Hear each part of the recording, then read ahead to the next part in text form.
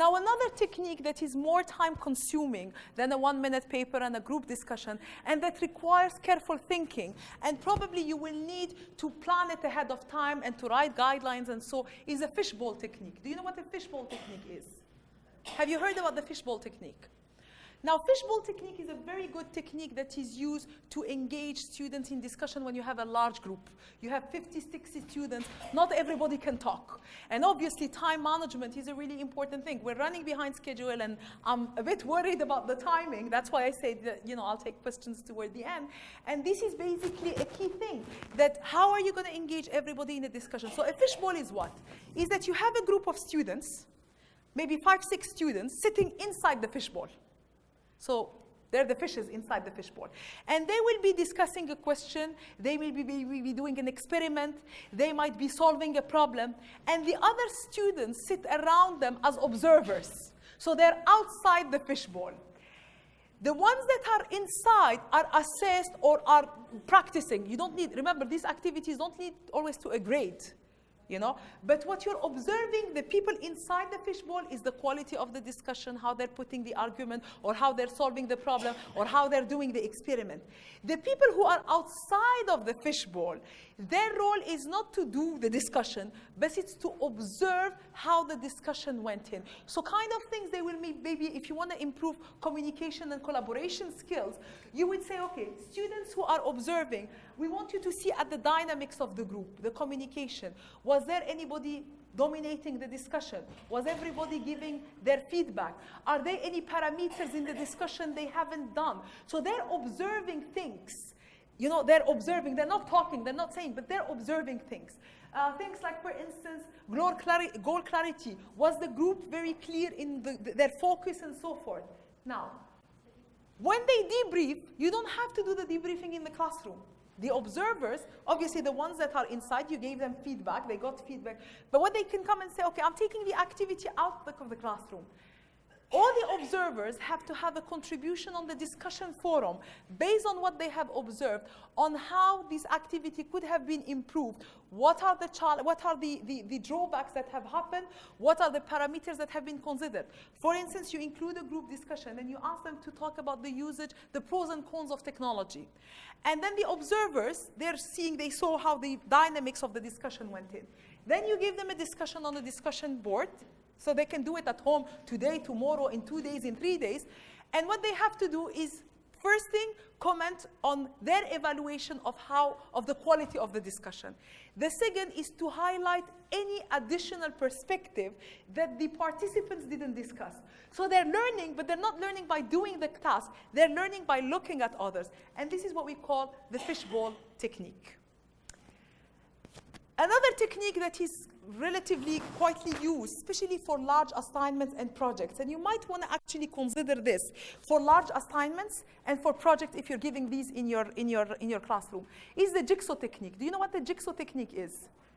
Jigsaw comes from the word puzzles, which means that a puzzle comes up nicely by putting all the bits together. It's the same thing in a jigsaw technique. What does a jigsaw technique say? Assuming that you have an assignment, you have to break the assignment into 5 parts. And you have to have 5 participants. So the number of parts of the assignment is equivalent to the number of members in the group, right? Now, this is your original group. So I have 5 people here. And this is 5 people. And this is 5 people, right? Now, the assignment has to be carefully designed so that the assignment is not something like going and putting a definition, and it has to be something that has to be creative and authentic and so forth. Now, there are 5 people here. You're in charge of topic 1 or item 1 of the assignment. You're in charge of item 2. You're in charge of item 3. You're in charge of item 4, item 5. And then the same thing. I have somebody item 1, item 2. So you're breaking the assignments to 5 components. The final product the student has to be produced is a comprehensive assignment. But I have, this is a group, this is a second group, this is a third group. Each member of the group are working on their own. So they're working on their bits of the assignment, on their own. Then you juggle or you move people around. Let me bring back this. So this is who you are. I have 6 participants, each one working on a topic. This is group 1, group 2, group 3. Every group has a leader for topic 1, a leader for topic 2, a leader for topic 3. They worked individually. Then what happens is that all leaders of topic 1 meet together. You all worked on the same topic, but you work on it from different perspectives. All the ones of topic 2 meet together. So you become, that is, the expert group. The expert group talks with the other members. They talk about what they have learned, how they applied it. So there is discussion that happens. Then after that, what happens? So these are the experts group. You have learned from each other because we're all doing topic 1. You're all doing topic 2. They're all doing topic 3. We go back to our original group. We discuss what we have learned from the other colleagues, and we put the final assessment as one piece. Now, this is usually not a kind of activity that you do only inside the classroom. It's usually something you might start for a homework assignment when you want to make sure that all the students contribute in the project or contribute to the assignment. So you break down a complex assignment to 5 topics. You put it in a group of 5. Every member works on their own. Then every member working on a specific topic meets with an expert group. They share their views. There's peer learning happening. They get in some insights. They go back to their original group. But the final product is dependent on how the bits and pieces fit together. So it's not scattered kind of things. And this is what we call the Jigsaw Technique. And it's one very powerful technique for complex assignments and complex projects. This is the first time you hear about it. So it's quite an interesting technique. And again, each one of these techniques, there's a lot of resources about them out there on the internet. But it's a very simple concept. It's really about thinking about what is the best assignment or activity or project where I could have equal topics, and every student is clear in what they need to do. But at the end of the day, what you're assessing is the final product. So you can actually see that the result is dependent on every person doing their own bits. Another technique is role playing. Do you use any role play? Do you do role playing?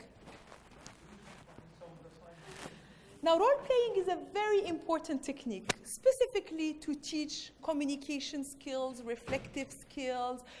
Ethics, when we were talking about things like values and ethics, which are very difficult to assess.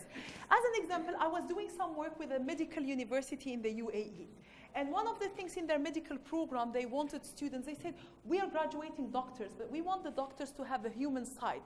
And they were actually, in one of the courses, they were doing a role play on how can a medical doctor inform a patient and his family of a patient having a cancer at terminal stage. So basically telling the patient, you're going to be dying soon. But what they do in the role play, they just don't come in the class and they start role playing. They ask the student to research the symptoms of the cancer. So the students have to do some work before the classroom. So I know that I'm going to be the medical doctor, and you know that you're going to be the patient. So as a patient, obviously, if you're suffering of something, you would go and do some research about the disease. As a medical doctor, I will think about, the symptoms. I will think about, the phases or the things that can slow down the process of evolution of the cancer cells, and so forth. And then they come in the classroom, and the students role play. So they play the role of the doctor. I'm the doctor, you're the medical. And then, and then he's maybe the wife or the husband, okay? And then basically, you do this role playing. So the idea is really to see how in real world would actually, would actually, a medical doctor tell their patient about a chronic disease or a major disease that they have. Another thing is maybe in marketing and sales. Somebody is teaching a course in marketing, and you're role-playing that, I'm a seller, and you're a buyer, and he's my marketing manager, and I'm a new employee, and then, you have a role play. But the idea of role-playing, the value of it, is that students have to do some work before coming and doing the role play. So I study the role I'm going to play before I come in. And of course, any one of these activities has to be linked to learning outcome. You don't do a role play just for the sake of doing a role play. You have to say, which learning outcome is it going to help you to achieve? Now, sometimes you can mix techniques. I can mix a role play with a fishbowl. Obviously, if I had 60 people, you cannot all do role playing. But we might have 3 people doing a role play and the other observing. So the 3 people doing the role play are inside the fishbowl. You are, guys, the others are outside the fishbowl. We're going to role play, you're going to analyze how we've done it, and then you're going to write every one of you half-page assignment on what are your observations and what have you seen and which techniques could have been used, which strategies, depending on what the role play is all about. You can do a role play in law, if you're teaching in nursing, in any kind of discipline you could do a role play. Because remember, the idea of role play is to simulate a real situation. So you might build up factors for students to consider. Debates. Do anyone use debates? You use debates. Debates are amazing, actually, active learning strategies that you use. Because sometimes students get really enthusiastic. I have a view and I want to defend it. Again, if you involve students in debates, make sure it's built around them researching something. As an example, I might have a debate around the question that technology is improving the achievement of learning outcomes. Obviously, some people are pro, some people are against.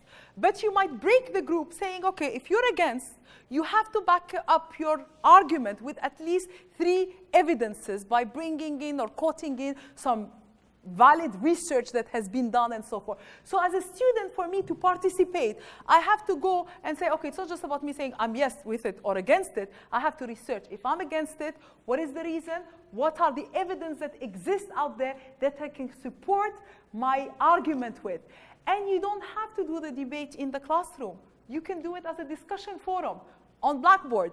Discussion forums are amazing because they allow you to design all of these activities. I have a discussion before the classroom about a debate about a key topic, and I assign that half of my class students. Yes, yes. So you get them, and the whole thing is that the contribution of the student can be graded even on the basis of the quality of the argument they put, how much evidence they backed up, because we can all come and say things. But they have to go and research and find out evidences to support their points. So structured debates, and they're not just debate, are actually very powerful tools to build up students' reflective skills, to actually get students, prepare them to real-world scenarios. Remember, you're graduating students who are going to go to the workplace, and they're going to have to defend their ideas. They're going to have to defend a plan they've put, a strategy. So by having that, you can do it in any topic, because in any place in your job, there are situations where you have to stand up for what you believe in, and you have to be able to scientifically defend, not just being stubborn and saying, I want to do it this way, your arguments. And structured debates help you doing this. Now, do you use case studies? Do you use case studies? Yes, you do. Okay. Now, one of the problem with the case studies is that sometimes I've seen a lot of course specification documents that had long reading lists of case studies. But you know what happens? The students don't do anything with them. They don't read them, because obviously if you don't tell the students it's related to a grade, so case study analysis, you might initiate it outside of the classroom. Some of the things you can start inside, take them outside the class. Or you can start them outside and bring them inside the classroom, just to manage time and so forth. But a case study analysis is a very powerful tool to bring in real-world examples to reality. And again, it could be a small video. In previous slides, there is a list of actually many websites that have videos which are specifically for educational purpose. You can find almost a video about any topic you're teaching. So you have the list when you get the PowerPoint slides from the Deanship of training, or I'm not too sure what is it called. But basically, you can see those links, and you can get in a video about almost any topic. They're educational videos. You might have a video, upload it on the LMS, ask the student to look at the video as a case study, or maybe it's a PDF document, and then generate a discussion on the discussion forum, or ask them to maintain a blog. So these are kind of things that you can do with case studies. Peer review and peer assessment we thought about. Think, pair, share. Do you use that? Do you use that? Think, pair, share is a very simple technique. It can take just a couple of minutes. You might only do think and pair and not do a share. What does it mean? That you ask questions to your student, they think of it for 1 minute, then they go and they turn to their neighbors and they share their views on it, and then they might share it in a bigger group. So think, as an example, if I was using think, pair up, and share here, I could say, everyone take 1 minute and think about one active learning strategy you want to use on your own. You're not talking with anybody. Then turn to your colleague and share with them why you have picked that strategy. Then sit in your whole group and tell and discuss. So you will have a strategy, he will have a different here. So you learn by looking at the same thing from different perspectives, because mostly you will think about different things, or you will have different rationale to use these things.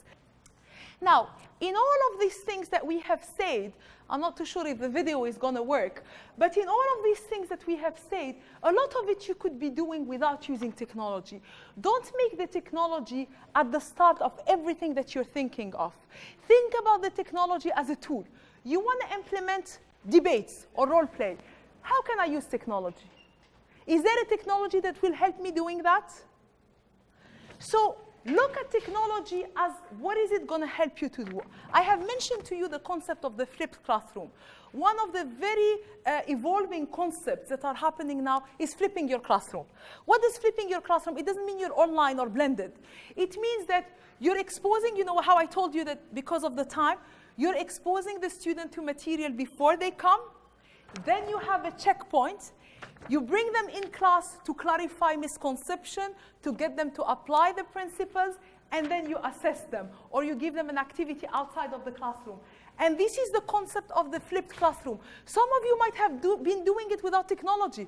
You ask the student to read a book chapter, or you ask the student to go through some reading material, and then you bring them in the classroom. The only thing now is that you can make it more fancy or fancier with the technology. You can do a nice video of yourself using even your mobile phone if you wanted, and do your lecture, 20 minutes, half an hour, upload it on Blackboard for the students, get the student to go through it. Blackboard can tell you who accessed it, how much time they have spent on it, how many times they have accessed it. Build up an online quiz to check the understanding of the student, that they grasp the key concept of your, maybe in the ladies, okay.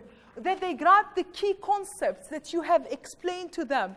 And then bring them in the classroom to do the jigsaw, the role play, the clarification of concepts, So flipping the classroom, technology is not making something very, wow, phenomenal. It's just giving you better options. In the past, you would say, go read chapter 2 of the book. Now, you can have your PowerPoint, you can record a video, you can upload it on the LMS. Blackboard will tell you who accessed it, how long they have accessed it. If you found out that none of your students accessed it, then maybe you should take a measure. Maybe you should do an exam around, or an assignment, or a quiz around that. You can do an online quiz that has, so the technology is really just making your life easier. Don't think about the technology, think about what you want to do, and then think about how technology is going to help you to do it. So typically in a traditional classroom, you would have said before the class, students read some or prepare for a class. Inside the class, you lecture, right? And students will get for the first time exposed to the material. After the class, you are not available, and sometimes you might give the students a homework. In the flipped learning classroom, you expose the student to the first exposure, first time to the material, outside of the class, before they come in. It might be a video, it might be reading material, it might be a PowerPoint slide, it might be a digitized material, whatever you want to use as a format. Before they come to the class, you either give them an activity, like to contribute on a discussion forum, or you ask them to basically complete an online quiz or so. In the class time, you answer questions and clarity. You clarify concepts, because remember, you gave them some quiz or some activity, so you know how the student, how much they have understood. You involve them in active learning activities. When you think about the technology, you think about the technology as a tool. What do you have in your university as technology? Now, obviously, there are millions of technologies out there. There are clickers, there are simulations, there are Second Life applications, there are mobile apps, there are serious games, there are LMSs, there are computer-aided assessment tools. It can be overwhelming. Start by narrowing, by seeing what does your university have, and which technology can help you achieve the learning outcomes that you have anticipated. Now, there is a study, a very interesting study by Brandon Hall in 2016 that was done, including more than 1,000 universities and colleges. And what they say, they were looking at what are the technology that are mostly used in higher education. And they found out that the highest percentage of technology used is the collaboration. And you know what collaboration? Everything you have it in Blackboard. Discussion forums, blogs, wikis are three main collaborative tools that you can start experimenting and using. The second thing is the mobile delivery. Students like to see their classes and their lectures on mobiles. So if you did a video, they can view it on their mobile. And I think Blackboard here is a mobile app, so students can access it on their mobile. And then data analytics. Big data is becoming a very big thing, not just in higher education, because it tells you about what students are doing. If you go to Blackboard, there are analytical reports that you can publish about every student. How many times they access Blackboard, how many times they access the material, how many times they took the quiz, how they scored the quiz, and it's all in nice visuals. So you go back to your Deanship of e-learning and you say, I want to have a training, I heard about Blackboard analytics, and I want to be able, and it's just a click of a mouse, you don't have to do anything. You just go to your course, click on your student name, and it gives you an entire report of the students and how active they are. Obviously, if you wanted to do that in a normal environment and keeping note and roster, it's going to be a very overwhelming and time-consuming exercise. Clickers.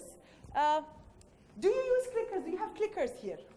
And D, no, it should remain a private, employer-based system. We do have about 100 students in the class. So one of the techniques that I've tried to sort of promote active learning and critical thinking is to use this iClicker technology, which is sort of a in-class polling. So it gives students sort of the opportunity to think about the question when I ask that. And then also gives them some responses. So it prompts them to sort of think about and self-examine, how they evaluate each one of those responses. Just ask you, take out your iClickers, and let's see if we can do another question here. So it helps to take a very provocative issue, one which they may have actually had in their own families been affected by, these very, very tough decisions, and then open it up for broader discussion, because we actually, at that point, I could go through each one of those responses and say, well, how many of you thought that, in fact, it was wrong to allow an alcoholic male, 60 years of age, to be able to be eligible for a liver transplant? We take these specific examples related to, and very, again, controversial issues related to specific sort of case examples, and then I try to broaden them out, because in the next class, we want to be able to, in the small discussion groups, be able to sort of flesh out what those issues are. Just let me tell you what the idea of the clickers is. Actually, what happens is that if you had a large classroom, obviously you cannot ask questions to students all the time. So clickers are like just a small remote like this. You put a question up there to the students, and the student can instantly answer the question. And then you have a graph, and you can use the graph to actually create a discussion after it, or you can use the graph to ensure that the student have understood the concept. They're very nice technologies for large classrooms, where actually you cannot involve the students in discussions all the time. Alternatively, if you didn't have clickers at the university, there is an application called Kahoot. It's called Kahoot, and you can download it for free from the internet. And it transforms the student's mobile to a voting device, and they can use it. You can use alternatively the polls or the surveys on Blackboard. You have the option to add a poll. But it's really nice because instantly, we run conferences for presidents of universities, and we use actually clickers as part of the debates and panel discussion to collect people's views. How to use it? You definitely need more than 3 hours and a half to do that. It's a workshop on the pedagogical use of the technology. Then your IT department will have to train you on the technology that you have here. But obviously, you can't think about using the technology unless you already have a pedagogical view on where do you want to integrate the technology.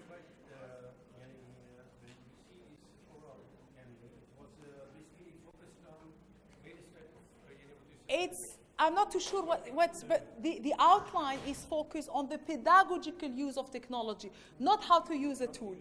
how to use the tool. Now you know, for instance, we've spoken all over the day about the use of discussion forums. You might come and say, I think that the discussion forums are very useful for me. Now I want to have a technical training. Or you might go to Blackboard website. There are small 3-minute video clips that are very easy to understand on how to use Blackboard or Moodle or so forth.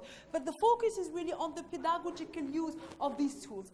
Now, if you didn't have a clicker or you didn't have Kahoot, you can actually, there is an application that is called clickers.com. You can go to the website, and you know what it does?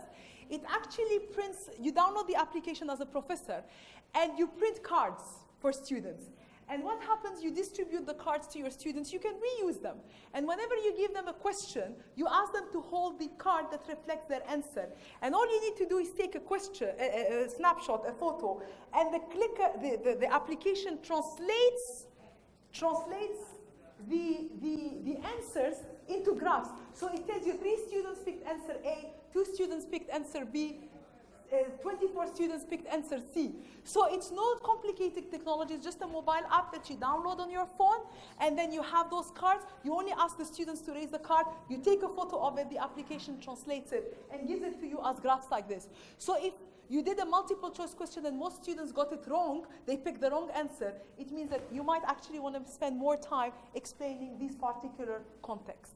Now, do you use discussion forums? How many of you? Like, for example, you said Jigsaw Technique, okay? How to implement that Jigsaw using some technology? Sorry? And when you said that one of the ways is like for learning in Jigsaw Technique, Yes. right? Yes. So which technology is better to use for that?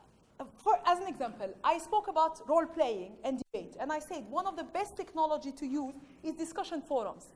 Why? Because discussion forums allows the student to spend time researching. So what a discussion forum is, it's in Blackboard, it's available, it's very easy to use. You work like you were working on word processing. You start a discussion with a question. So the way you articulate the question, if the question was a debate, you would articulate it for a debate. If the question was, for instance, to ask students' views, you'd put the question on the discussion forum. What happens is that you open the discussion for, say, 3 days or 5 days. When you put the discussion, students don't have to, it's not an asynchronous one. So I can participate today, you can participate tomorrow, but there is a timeline. So discussion forums, for instance, as a tool could be used for role-playing, could be used for structured debate, could be used for group buzz, could be used in the fishbowl. Remember when I told you you're observing, but instead of actually writing a piece or talking in the classroom, you create a discussion on a discussion forum, and the students go and put their observation. Discussion forums are like a whiteboard, if you want, where you put a question, and every student puts an answer to it. The problem, what happens is that they're a very good tool when you want to build critical thinking. They're a really good tool when you want students to practice communication skills, when you want students to be able to defend an argument. So when you are doing the debate, every student, instead of doing it in the classroom, they have 2-3 days, they have to go and find out what is their stand, or what are the kind of evidence. They will put a contribution. Every student can read the contribution of another student. Then you as a professor, you decide, do you want the student to only have one contribution, or the expectation from the discussion is that every student has to have one original contribution and one contribution which is a response to one of their peers that is in the against argument. So the challenge with the discussion forum is not the technology. The challenge is about structuring the question, putting the guidelines, and then moderating it. Because what happens in many discussion forums, the professor puts the question, but then they don't follow up on what's happening. So the students go out of the subject. Or there is one student dominating all the answers and the others are passive. So what happens as professors, what you need to do is actually facilitate the discussion. First and foremost, pick what is the right question. What is the right question to pick up for your discussion forum? You don't want to use a discussion forum to ask students to describe things and list things. They're not good tools for that. But if you wanted the students to go and do some research, you wanted to build critical thinking, you had a learning outcome about analysis, about a specific concept, or an analysis of a case study,